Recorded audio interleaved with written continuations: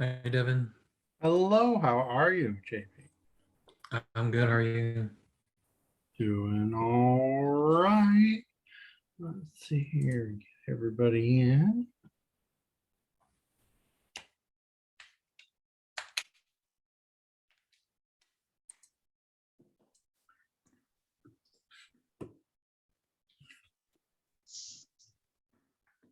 Hey, Steven.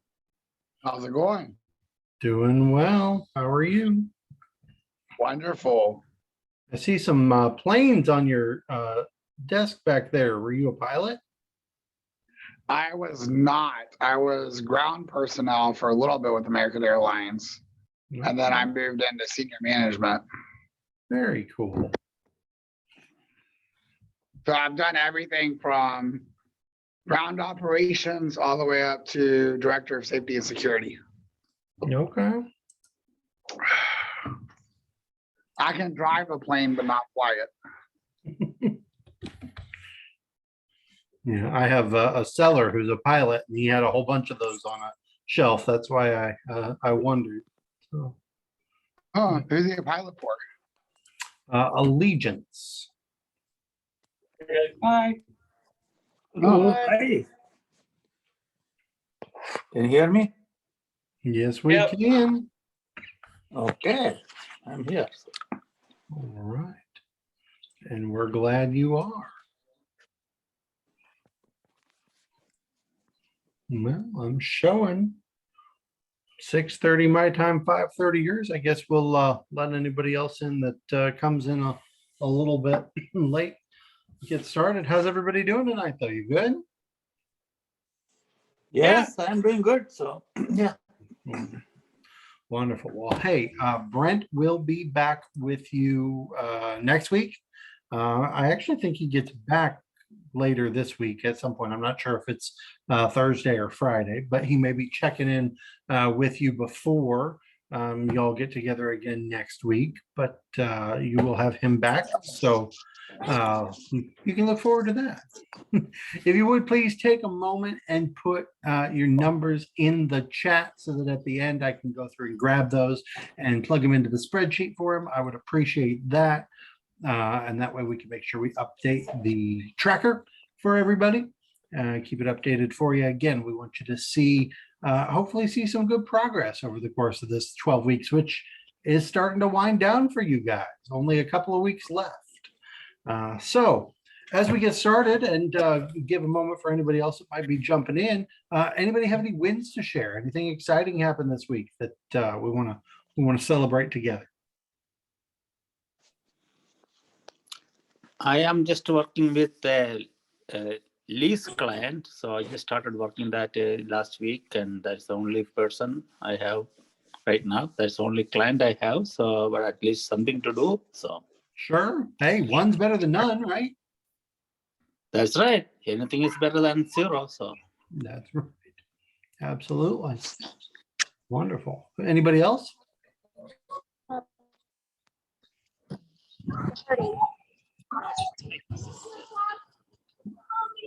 Admit.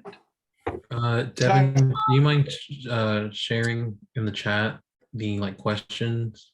Yeah. Absolutely. Here, let me pull those up and I'll put them in here. So I need somebody else to talk and share a win though while I do that for you.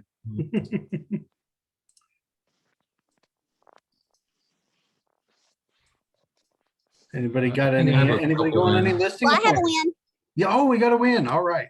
I like wins. Okay, well, I went to had to do a second open house for my listing, and I was picking up the signs after it was over, and a gentleman pulled in behind me at one of the signs. Anyway, I potentially have a new listing, so hopefully it works out. It's not 100%. I mean, it's not a guaranteed, obviously, but it's a it's an opportunity. Put it that way. Absolutely. Again, an opportunity is better than no opportunity, right? That's what I think. Yes. Wonderful. So I have another win that Yeah. I'm about to call somebody out on because she's not going to. I guess she's getting sun poisoning out there.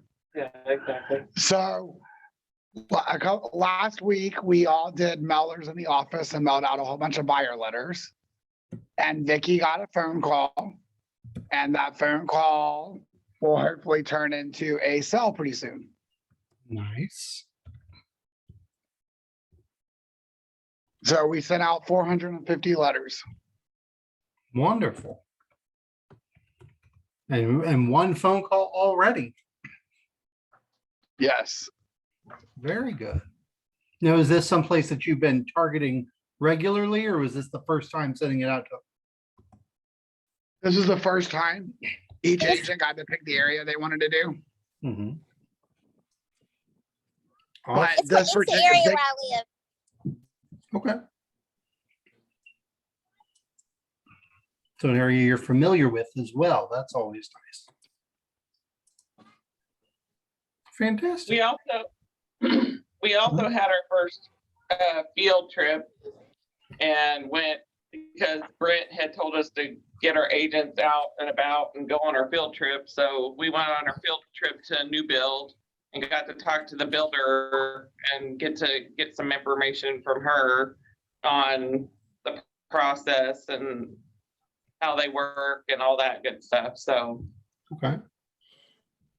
Very cool. Did anybody learn anything on that trip? JP, Oh, yes, I learned a lot because I don't live in an HOA, and so I know nothing about it when it comes to basically HOA in general, just besides they tell you what to do. But I kind of learned more than that, and it was actually very informative and why HOAs are the home values are preserved or they go up and what's included. And also Lisa, she's shaking her head at me I no. don't like HOAs. And the, I like the pros and HOAs, cons I of just think both. they have too much power. That's all. I like it, but they just have too much power, in my opinion. And but overall, it was really nice. The neighborhood that we went to, the community that we went to in North Richland Hills, very informative, very nice. So I liked it. I hope we do it again with more agents. Mhm. Fantastic. Yeah, and building connections with builders. I mean, even if you don't end up having them call you and say, "Hey, come sell this house," knowing the inventory that's available, knowing what they've got that's under construction that's maybe not sold, if anything, that's all good information to have too, right? Mm. And then being Yeah. able to talk to clients. I don't know if any of you have experienced this recently, but I've had some people that we keep losing out on houses. So we move over to have the conversation. Okay, you don't have to move, but you want to. So let's talk about building, right? Because a lot of times people just don't think about that. So that's a good conversation to have, especially when you understand that process. But yeah, HOAs, those are a little bit different experience for sure, aren't they? And the big Yes. thing there that you have to keep in mind, and I ran into this, I remember the first time I ran into this as a new agent, didn't know, you learn as you do, but if somebody's pre-approved to, let's say $300,000, but you're going into an HOA, you got to factor that into their payment. So they're not buying a $300,000 house. And I, for one, when I was brand new, nobody told me that. I don't remember learning that in real estate school. I made that mistake with somebody. Right. And we put that offer in and the lender came back and he's like, "What are you doing, man? He can't buy this place. HOA is $450 a month." Ouch. Yeah. That's a So lot. yeah, we've got one complex here that's $900 a month for the HOA, and there are no amenities. There's no clubhouse, there's no pool, there's no nothing. It's just a view, a river view of the city of Cincinnati. And so they charge $950 a month for that. Yeah. Is that a single family or is that a condo? They're condos. They're condos. And they're actually converted apartments. They were built in the 70s as apartments and they were converted in the 90s into condos. That's the most expensive one in my market that I'm aware of. But yeah, We That's have it. some that are upwards of 16, 17, $1,800 a month. Just for You're the talking about HOA? downtown. Yeah, they have concierges in the buildings, Man. film staff, movie theaters. Well, I mean, at least if you're getting amenities, like I have a lot of clients that are older, right? So we're looking at downsizing.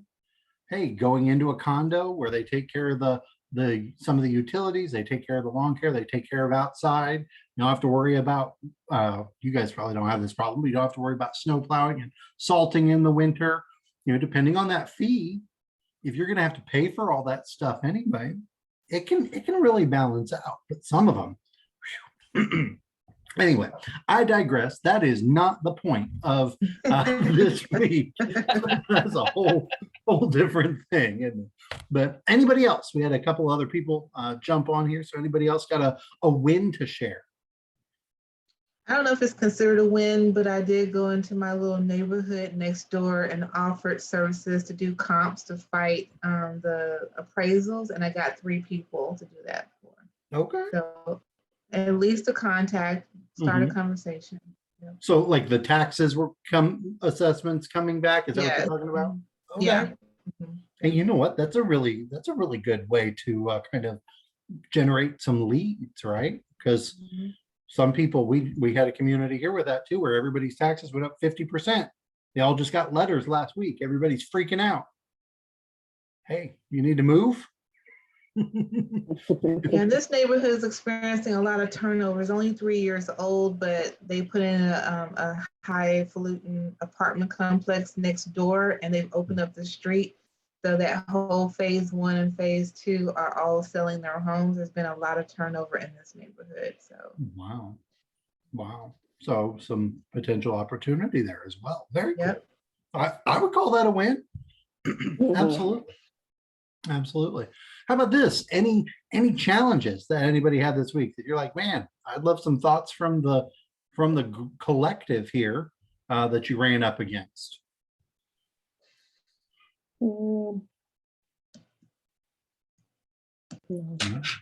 Smooth sailing all the way. All right, we like that too. I got one for you because they're not going to ask on the call. All right. So the letters we sent out basically said, would you be willing to sell your house to a client of mine? Now, what do you think the best script is once they get that call? Say, yeah, sure, I'll sell it to your client. Okay, when can What's I the come by best- and when can we make an appointment to come by and see it? Yeah, but what if we don't have a buyer? Because you said we had a buyer. So you sent out letters saying you had a buyer, but you didn't really have a buyer. Well, we legitimately have a buyer. We have a cash buyer that will buy the house. Okay. But they're going to want to buy it for cash price, right? Exactly. Okay. So again, different companies have different things. The company that I'm with, and again, TLR is brand agnostic, so I'll talk about my experience. Okay, we have a program that's like an iBuy program, and this is how we do it. So we contact the sellers, we send out the cards and the letters and all that stuff. We've got buyers interested. If you'd be interested in selling, and they say, okay, so we call and say, okay, well, what I need to do is I need to come by, take a look at the house, see if it matches, if inside matches the criteria of what they're looking for as well. We're looking in the area, but every house is different. I need 5 minutes. Can I come by and see your property? Most of the time, the answer is yes. Sure, come on by. And so really, 5 minutes. I walk in, I look around. Hey, thank you so much. I definitely think that this would be of interest to my cash buyer. Would you be interested in a cash offer? Now, a lot of times they're going to say, okay, yeah, I'd be interested in a cash offer. Okay, what I'm going to do, I'm going to get with them. We're going to prepare something for you.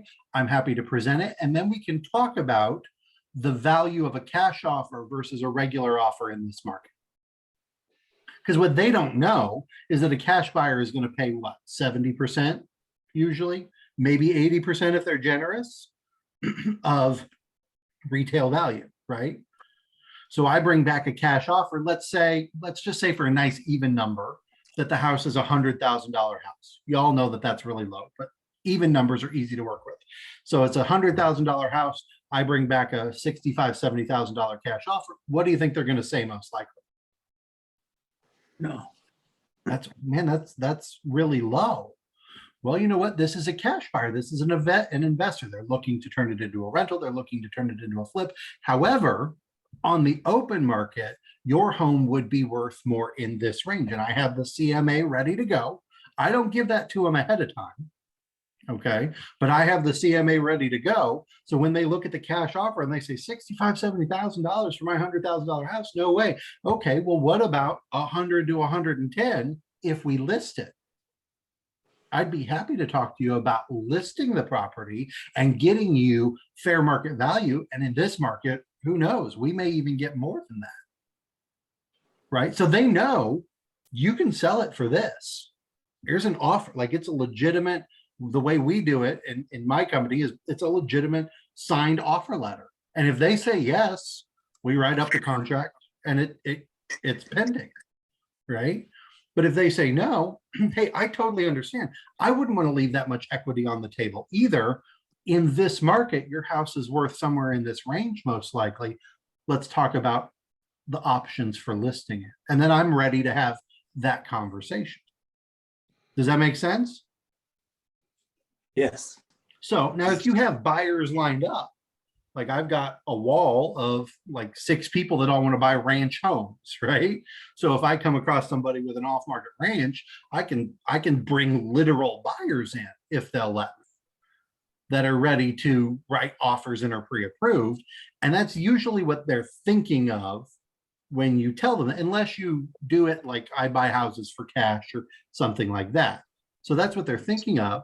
So you want to have, and it sounds like you do, you have a legitimate buyer who would pay cash, but he's not going to pay, or she's not going to pay market value. They're going to pay investment value, correct? Well, so actually our cash offer will pay 80% of the AVM, Mhm. and they guarantee a goodwill check back to the client once the real estate agent sells it afterwards for the Mhm. difference. So, I mean, that's definitely something. You have that available, and you come back with that offer and explain it to them. Again, there are still going to be people that'll say, well, no, I could sell it. You know, I know it's worth more. We could sell it for higher. You're right. Absolutely. You know, we're looking at about 80% because the investor, this buyer is an investor. They're going to turn around and they want to make money back on it. However, there's still options. If you don't want to sell it this way, I have listing contracts too, right? Don't y'all have listing contracts? Y'all can write Yes. regular listing contracts? Absolutely. And so if you want to sell it for market value, well, hey, look, I just happen to have my listing packet here, right here with me. I can go over my marketing. I can go over my strategy. I can show you how I'm going to help you get the best price in this market through my marketing and my campaigning. And at the end of the day, if that doesn't happen, you still have this. This is a legitimate cash buyer. They're ready to go. And they would buy the property, correct? Yes. So to me, that's a win either way. It's all about how you present it. So somebody calls you and says, okay, you got a buyer, talk to me. Okay, well, I mean, first of all, I need to see the property. I still need to see the property. I mean, that's me. Maybe some of you would be okay having your client make an offer sight unseen, but somebody needs to see that property because you don't know what it's like on the inside. You just sent out mailers. So you probably haven't even actually driven by it, right? So I need to see the property. 5 minutes. Show up 3 minutes early, look around the outside, look up and down the street, go in there, just look around. You don't, it's not a listing appointment. You're just looking it over. You want to get inside, you want to get a feel for it. Bring in that cash offer. And then be ready to have the conversation and explain to them the difference between the two and how we can go this way. And here's how this program works, which it sounds like it has a really neat hook to it on the end if they sell it that way. Or we can list it outright. And in this market, we may list it for X and you may get $50,000 more. I don't know. I don't have a crystal ball. I can't guarantee that. But here's what's happening in the market, you got a really good shot. And that way nobody can say that you're not being honest either, because that would be my biggest concern. If you tell somebody you got a buyer, you need to make sure you have buyer. Otherwise, you can say buyers are looking, because that's always true. Buyers are looking in this area. Would you be interested in talking about selling your property? That's true, because buyers are definitely looking. But when you say, I have a buyer, just make sure, even if it is an investor like this, just make sure you actually have a buyer, because you don't want to violate code of ethics, right? we don't want to put ourselves in a position where anybody could speak poorly of us either. So, but yeah, I mean, it sounds like you guys have a great program. Does everybody know how that program works in your office? Everybody's aware of it and knows how it works?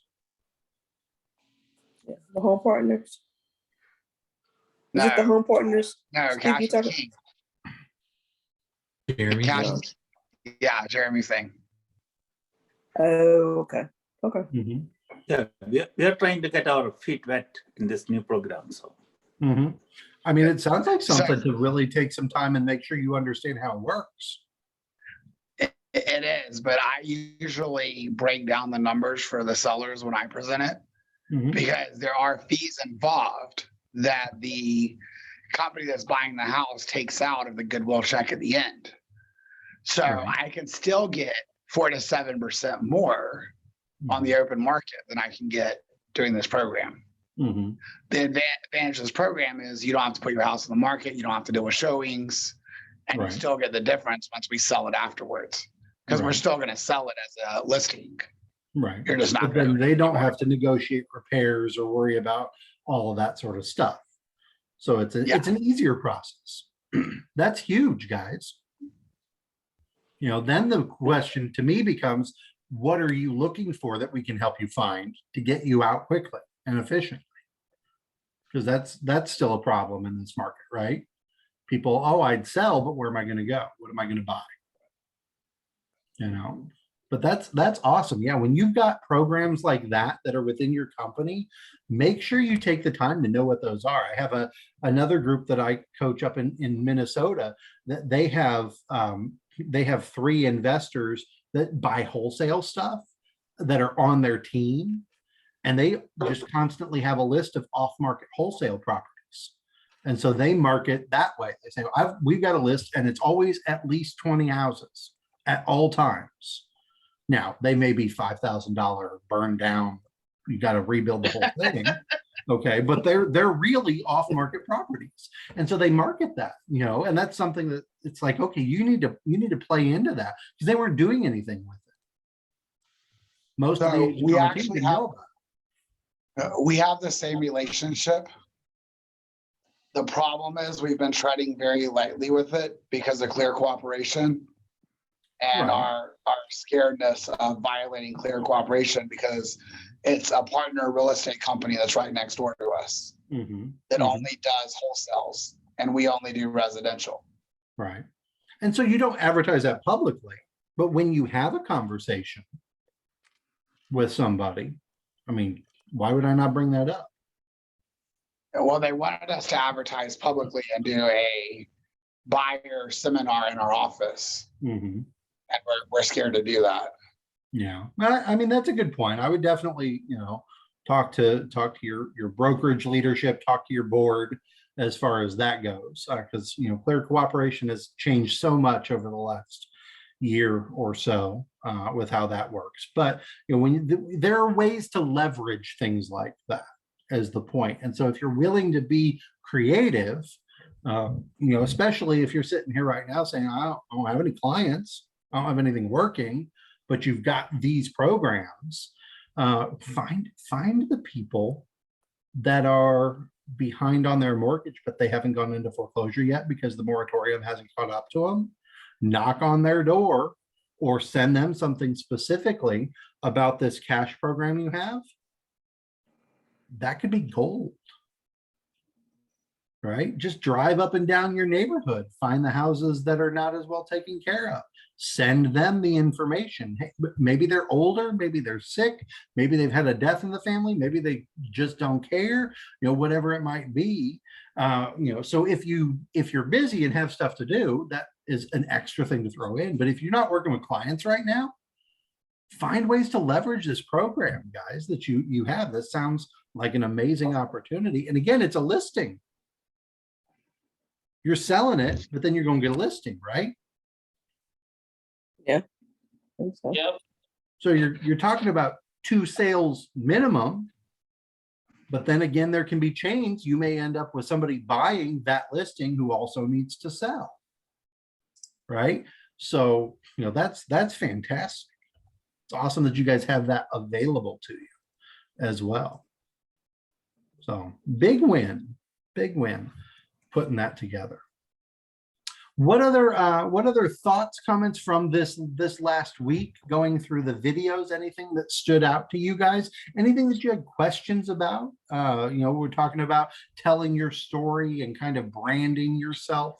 What stood out to y'all from all this?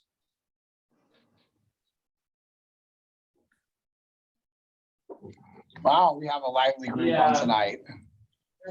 I don't have anything about the videos, but I had a learning experience this week that I thought was interesting. Yeah, share. I Nope. He muted himself.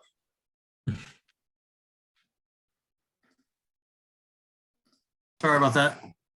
I got my first listing, but I couldn't figure out what price to tell my client that he might be able to sell his home for. Mhm.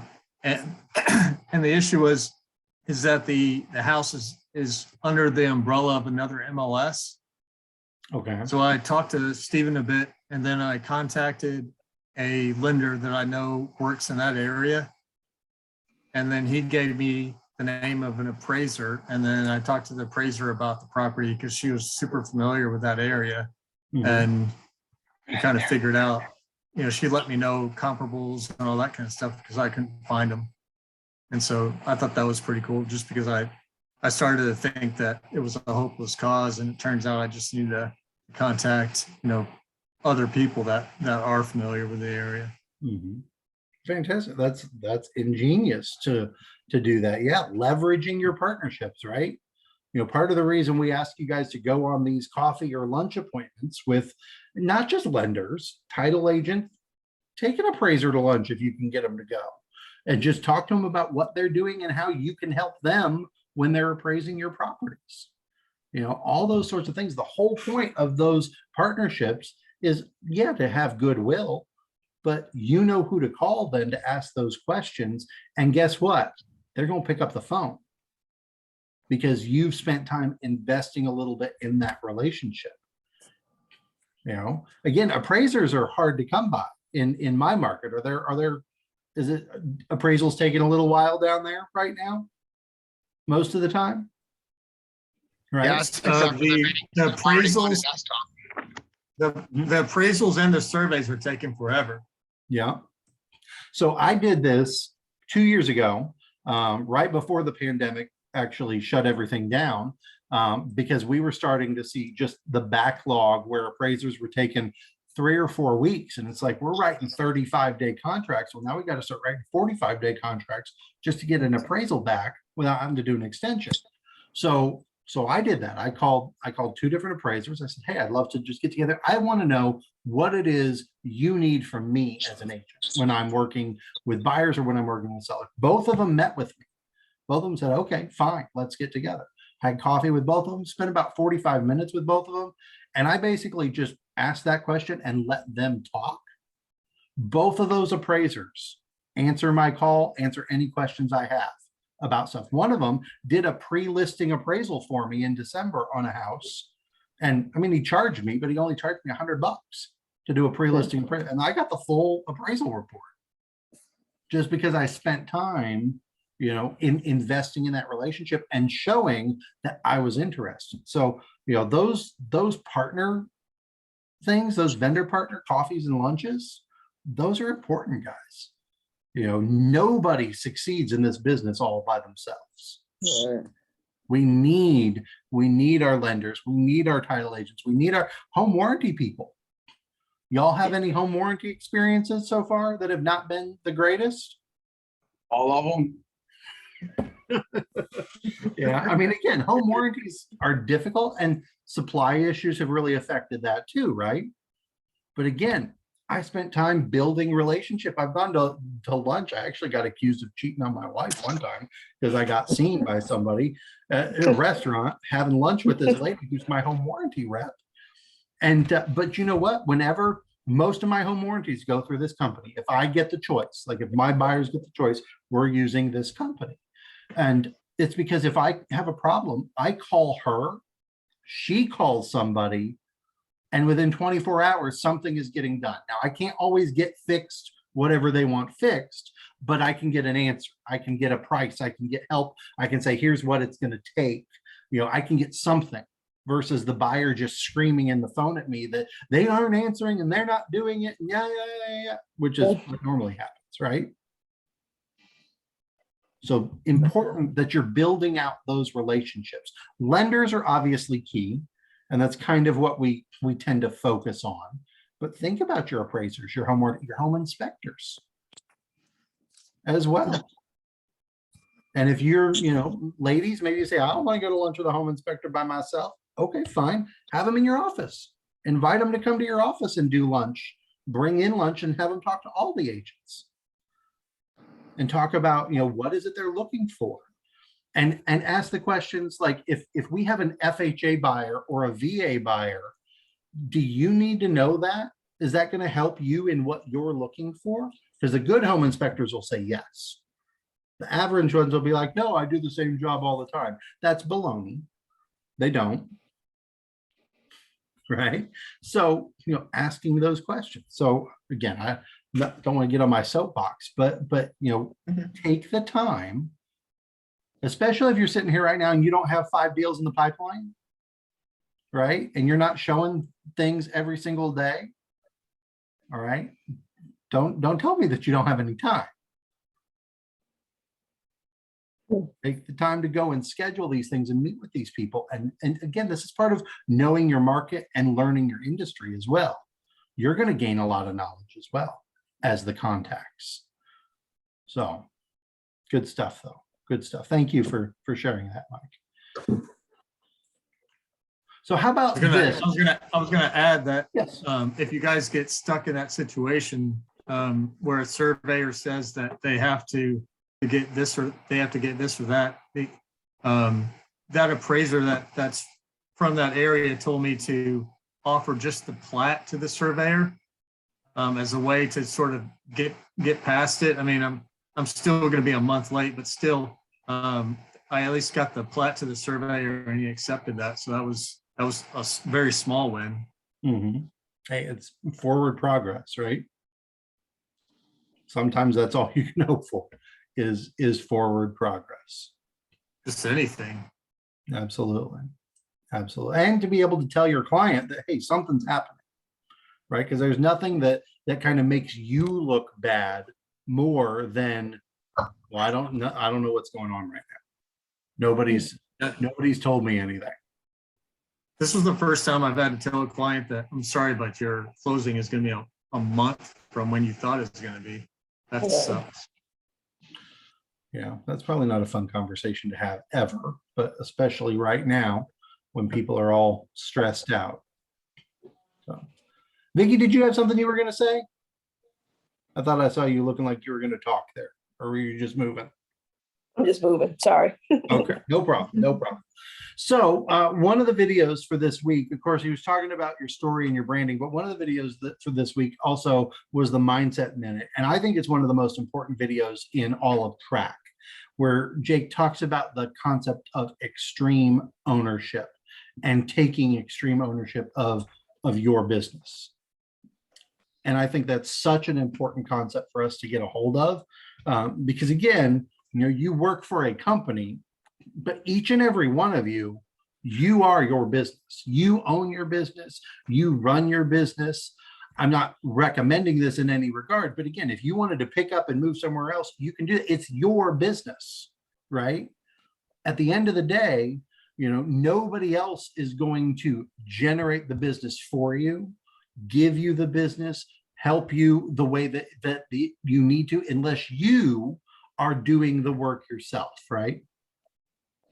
And so this idea that Jake talks about of extreme ownership is so important. But I would like to know, what does that term mean to you? For those of you that watch the video specifically, but if you didn't watch the video, just the idea of extreme ownership, what does that speak to you? What do you picture or imagine when you hear that phrase?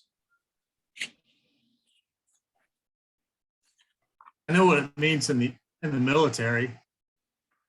In the Army, extreme ownership meant that if you were in leadership, that you pass on all the positive things that happen to your group and you absorb all the negative. Mm-hmm. And that's similar in real estate, right? You're wanting to pass on all the positives for your clients and you want to absorb as much of that negative as you can to help take the stress off of them, don't you? Kind of a similar concept or mindset.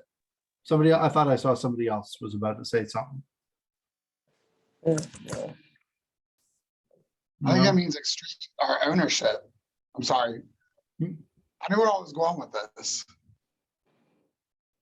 It means total control. You're in control of your destiny. You own what happens next. Yes. It means you own the good, the bad, the positive, the negative, the ups, the downs. Mm-hmm. It's supposed to be like a marriage, A little bit. Yeah, absolutely. Those are exactly right. You own the good, the bad, the positive, and the negative. I like that. Sometimes I think with extreme ownership, though, when you have the negative, learning from that negative so that it's no longer negative going forward too. Mm-hmm. Being able to make adjustments, right? Make adjustments, pivoting is what I like to call it. Learn to pivot. Mm-hmm. Yeah. Has anybody ever done any flying, ever taken any flying lessons or anything, learned anything about flying? No. So y'all realize, of course, when you fly from point A to point B, you don't fly a straight line, right? Because the earth is curved. So, the importance of your course heading, if you've ever watched Star Trek, right? You have your course heading, right? But if you get off just a degree or two and you're flying from Los Angeles to New York, 1 or 2 degrees can put you in Boston, can put you in Baltimore, can put you in DC. All right, just a little bit, the earth is not flat. Just a little bit of a change can make a big difference in your destination. And so sometimes it's not about changing everything in your business, changing everything in your life.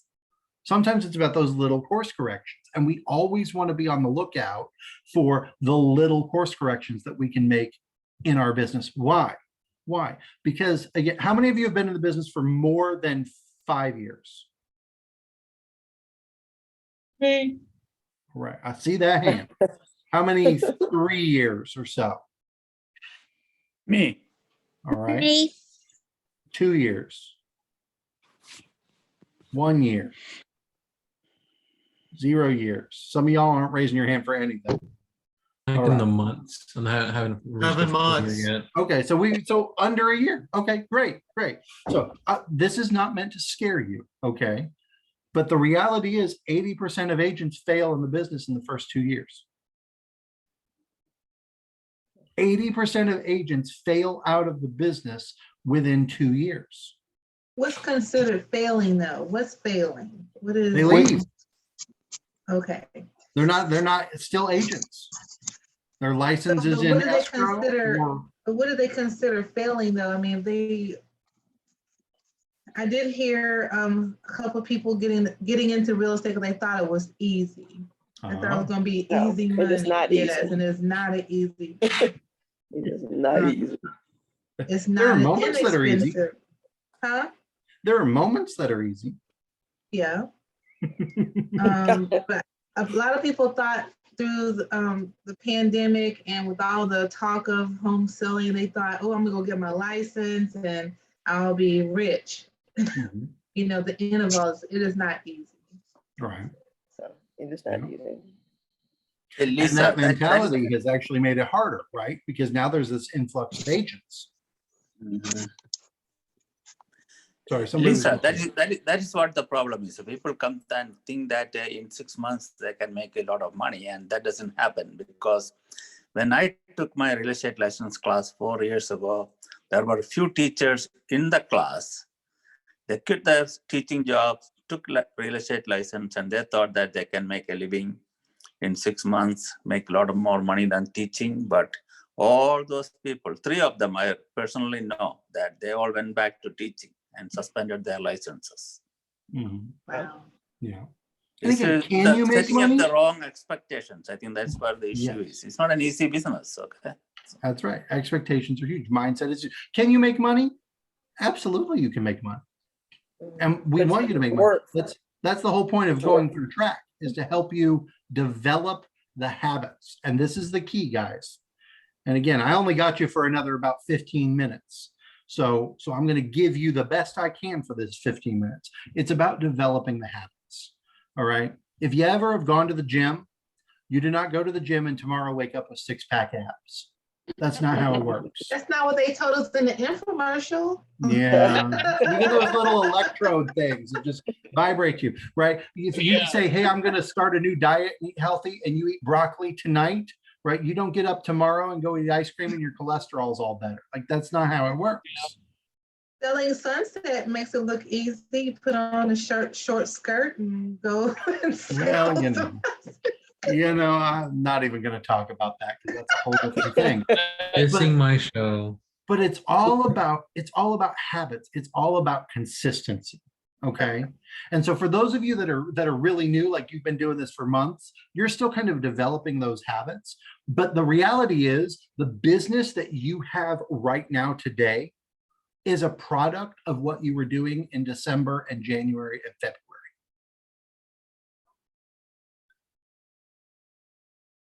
Hello. Yeah. So if you're sitting here right now and you're like, my business is not really all that great, then I would say we could go back and look at what you were doing in December, January, and February in terms of your lead generation, you're making your contacts, talking to people, working your database, all that stuff.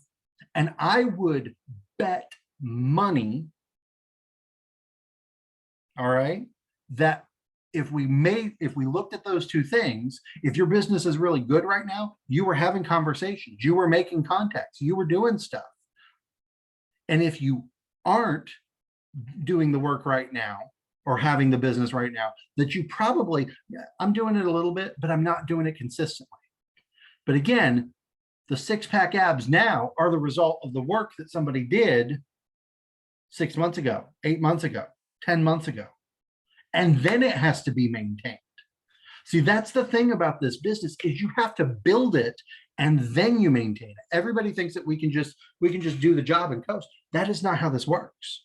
If you still want to be here in 2 years, and I hope to God that every single one of you on this call is still here in 2 years. If you still want to be here in 2 years, then the stuff that we're talking about, and again, you're not my coaching client. I'm not getting paid a dime to be here with you. I'm here because I love you. I really do. But I'm looking at those of you that reported your numbers and you're saying, and all these no's, like, you're not telling me that you're serious about your business. I want to make money. I want to make this a career. And you can't find an hour over the course of the week to watch the videos. You're not serious about your business. You can't find an hour every day to lead generate and make your 25 contacts. You're not serious about your business. And maybe if you're dual career, we can have a little bit different conversation. But again, I'm going away and Brent's coming back and he's probably nicer than I am. I'm just telling you the truth, because I'm talking with hundreds of agents all over the country. Because this is what I do. I come in and I fill in for these tracks and I do these tracks, and it's the same conversation over and over again. I want to make money. I want to be successful, but I didn't do the work. If you're not doing it now, today, then I promise you, if I come back in September, October, your business is going to suck. Like it's not, there's no magic pill, guys. Can you get one-shot wonders? Yes. Can you get flash in the pan? Yes, it happens. And I thank God sometimes that he rescues my butt out of the fire when I had a bad month doing stuff and somebody just calls me up unexpectedly and says, hey, come list my house. That does happen, but that is not a way to build a consistent business. You are a product of your habits. I would say it this way. You are a product today of your previous habits. Extreme ownership is this. If I want to be sustainable and viable in this industry, in this business, then I have to make the determination that my success is more important than my comfort. So you got to make your phone calls, folks. You got to make your phone calls. Well, I'm too busy. Well, then you're in the wrong industry. Got to watch the trainings. Well, I had stuff going on. Okay, well, then you don't want to build a consistent business. You're playing. This is a hobby. If you treat this industry like a hobby, it will cost you like a hobby. You got licensing fees, you got MLS fees, you got marketing fees. I don't know if y'all have desk fees or anything like that. You got splits. Like there's everybody always wants part of our money. But if you want to get to a point where you're making money, then you have to do the work every day. Sure, you want to take vacation, take vacation. You want to have a day of rest, have a day of rest. That's beautiful. That's fine. Go do it. But look at your calendar. Look at your calendar, and are you putting on your lead gen? Are you putting on the time to make your phone calls? All right. And I'm being hard on you because I know, looking at this screen right now, if I come back in a year, 50% of you won't be here, statistically speaking. In 2 years, it's going to be me and Stephen. I'm going to challenge you on that. We're keeping 100 of those agents, 100% of those agents. I'm saying statistically, like statistically speaking, that's what that means. But then, and the reason I can say it like that is because I'm looking over here at all of these no's from the 3 of you that reported. Thank you for that, by the way. From the 3 of you that reported, like extreme ownership. How much do you want? Because I can't want it for you. Right. That's true. And make that work. And you're not doing the stuff does not affect my business. It affects your business. It's your business. It's not mine. It's not Steven's, Vicky's businesses, and JP's business. Like we all interact and we affect each other. Yes, I understand that. But at the end of the day, if you do it, you're going to succeed. If you don't do it, you're not going to succeed. That's how this works. It's not free. And as Lisa said, it's not easy. There are days it's easy. There's weeks it's easy. There's times it's easy. But most of the time, it's not easy. And I think you all understand that.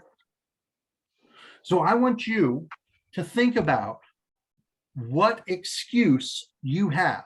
And there are legitimate excuses out there: sickness, family issues, got another job, things like that, that get in the way of us building the way that we want to. I get that. All right. But if your excuse is just, I didn't get it done, I was busy, what is your excuse for why your business is not where you want it to be? And is that worth continuing? Because here's the reality. Here's the reality. If I am not going to put in the work, then I might as well get my 4 kids, bring them into my office and say, I don't love you enough to do the job. I don't love you enough to provide a vacation for you, to put you in the school you want to. Baby, you can't do dance class because daddy does not love you enough to get up and make his phone calls every day, to time block effectively. Honey, I don't love you enough to have date night. Like, that's the reality, people. That's the reality. You are a product of your habits. And Brent is going to watch this video and he's probably going to call me and tell me I was mean to you. And that sounds really mean to you, but I tell you this because I care. I do. Appreciate it. I really, really do. And I want you to succeed. And I think you have the tools. I think you have the team. I think you've got a great coach in Brent. I think you have everything you need to succeed, but you have to want it. We can't want it for you. Time of value, what you just said, versus the latest coach du jour that is trying to sell you a book or some other system online, the Facebook people. So I ain't I selling you anything. appreciate that. But here's the other thing that goes right along with this. Who are the highest paid people that you can think of in our society today? Marketers, Facebook marketers. Well, there's them. That's Sales, people in sales too. Sales are highest paid. right. But I mean, in terms of people that you're going to see, athletes and actors, right? Yes. I mean, Tom Absolutely. Hanks makes $20 million a movie, or at least he did. I don't know if he still does, right? Ben Simmons over here in Philadelphia is making $175 million to not play basketball. I want that job. All right. But what is it that both of those groups of people do that help them be successful? Can you think of something? A coach. They, Perform. consist, Yes. they consistently work on their craft. Yes. What else? Both of them have what? They're different in each industry, but both of them have Plays, and Brand. scripts. Plays and Coaches, scripts. playbooks. a And playbook, don't they? scripts. Right? An actor's playbook is a script, isn't it? Yes. And this An coach athlete's playbook is running the play. It's a script. The things that cause them to be successful, that allow them to make 10 million, $20 million a year in their craft, they run the plays and they run their scripts. And they got something that everybody wants. Yeah. Because everybody wants to see the new movie that they advertise. They're providing Everybody wants to see entertainment them. value, but they're providing a value, right? So we got to get something that everybody wants. So you've got a product that everybody needs a place to live. You've got access to scripts. Are you running your scripts? Are you running the play and working your scripts so that you know what to say and how to say it?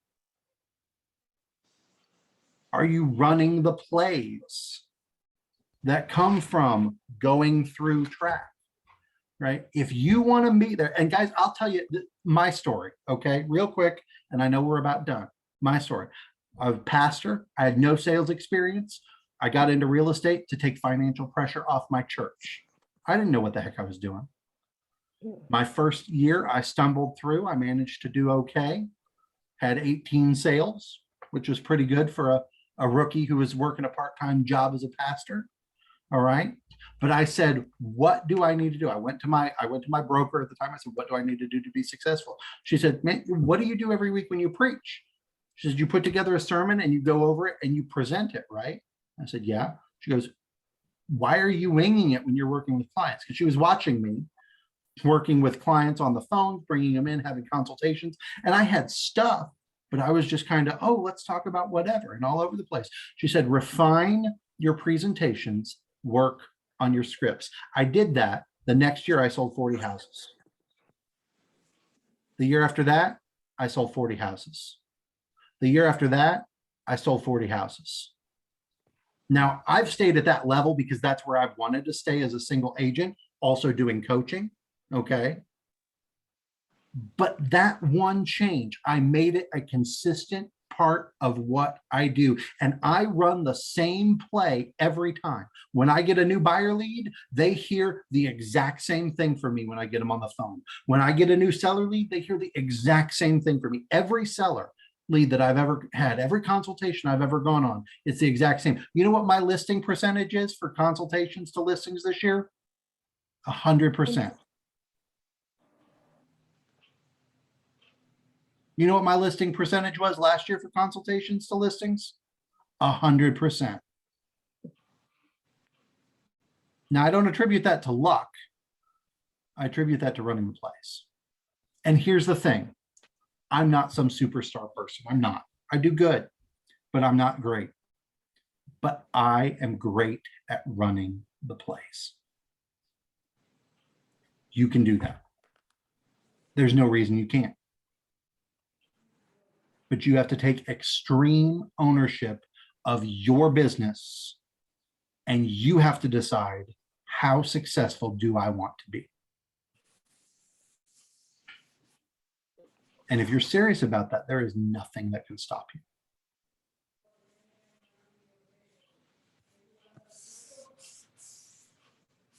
And now I'm going to get off my soapbox. Oh my God. Like, oh. Thank you for being on your soapbox. Thank you. Thank you. So That's one of our values, is to be honest and transparent. So here at Fort Worth at Realty, so for you to do that, that was awesome. well, It was. I appreciate it. Again, I'm serious though. We want you to succeed. Brent does, I do, everybody at the locker room, we do. But again, we can't do it for you. Mhm. All right. But you guys have a really great culture. I mean, again, I'm on with teams all the time that are not interactive like this. People don't want to share. You know, there's not smiling and laughing and ribbing each other and all that. So that's awesome. You know, play to your strengths and use the materials, guys. Again, will you have weeks where you can't get it all in and get it all done? It happens. Fires happen, emergencies happen. Sometimes you're just tired and you need to slow down a little bit. I get it. I do. But it's all about consistency. You have to build it and then you have to maintain it. And I want that for you. Are there any thoughts or questions before we go? We very barely touched on the actual week. So I hope you work on your elevator pitch as well, because that's an important part of having that ready when you have the opportunity. But this idea of extreme ownership it's one of the most important concepts in all of track to me. So I really wanted to hit on that with you guys. Any thoughts or questions before we go?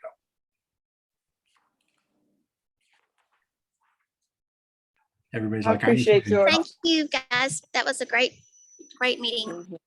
Yeah, I appreciate that. Thank you all. All right. Well, again, Brent will be back with you next week. And if there's ever anything I can do for you in the future, please don't hesitate to have him reach out and let me know. I'm happy to do that. But y'all have a great evening. Thank you so much. Thank you. Bye. Have a good one. Bye.